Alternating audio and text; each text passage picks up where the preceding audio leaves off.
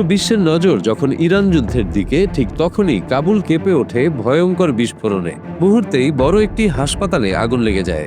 আফগানিস্তানের অভিযোগ, পাকিস্তানের বিমান হামলায় একটি মাদকাসক্তি নিরাময় কেন্দ্রের অন্তত 400 জন নিহত হয়েছেন। তবে ইসলামাবাদ এই দাবি অস্বীকার করেছে। আফগান সরকারের দাবি, রাজধানী কাবুলের ওমর অ্যাডিকশন ট্রিটমেন্ট হাসপাতালে সোমবার রাতে এই হামলা চালানো হয়। স্থানীয় সময় রাত 9টার দিকে যুদ্ধবিমান থেকে বোমা হামলা করা হয় বলে জানিয়েছেন তালেবান সরকারের উপমুখপাত্র হামদুল্লাহ ফিতরাত। তিনি জানান, 2000 শয্যার এই হাসপাতালের বড় অংশ ধ্বংস হয়ে গেছে। এখন পর্যন্ত 400 জন নিহত এবং প্রায় 250 জন আহত হয়েছেন। উদ্ধারকর্মীরা আগুন নিয়ন্ত্রণ ও ধ্বংসস্তূপ থেকে মরদেহ বের করতে উদ্ধার কাজ চালিয়ে যাচ্ছেন।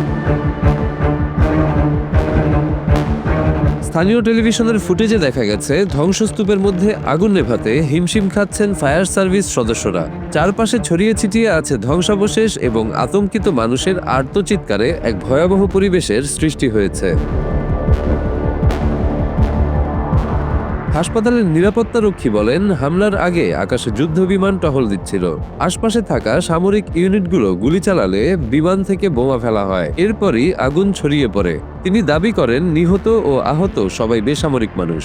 এই হামলার কয়েক ঘন্টা আগেই সীমান্তে দুই দেশের মধ্যে গোলাগুলির ঘটনা ঘটে। তালেবান সরকারের মুখপাত্র এই হামলাকে আন্তর্জাতিক আইনের লঙ্ঘন বলে উল্লেখ করেছেন। তিনি বলেন, পাকিস্তান আবারও আফগান আকাশসীমা লঙ্ঘন করে একটি হাসপাতাল লক্ষ্য করে হামলা চালিয়েছে, যা মানবতার বিরুদ্ধে অপরাধ। পাকিস্তানের তথ্য মন্ত্রণালয় জানিয়েছে, তারা কাবুল ও নাঙ্গাহারে শুধুমাত্র সামরিক স্থাপনা ও সন্ত্রাসী অবকাঠামোতে হামলা চালিয়েছে। কোনো বেসামরিক স্থাপনা এই হামলার লক্ষ্যবস্তু ছিল না। পাকিস্তানের দাবি, এসব স্থাপনা থেকেই তাদের নাগরিকদের ওপর হামলা চালানো হচ্ছিল। তাই খুব সতর্কভাবে অভিযান চালানো হয়েছে, যাতে বেসামরিক কোনো ক্ষয়ক্ষতি না হয়। এই উত্তেজনার মাঝেই জাতিসংঘের নিরাপত্তা পরিষদ আফগানিস্তানকে দ্রুত সন্ত্রাস দমন কার্যকর করার আহ্বান জানিয়েছে। পাকিস্তান দীর্ঘদিন যাবৎ অভিযোগ করে আসছে, আফগানিস্তান তাদের ভূখণ্ডে সশস্ত্র গোষ্ঠীকে আশ্রয় দিচ্ছে। তবে কাবুল এসব অভিযোগ বরাবরই অস্বীকার করেছে। সাম্প্রতিক সংঘর্ষে উভয় পক্ষই বড় ধরনের ক্ষয়ক্ষতির দাবি করছে।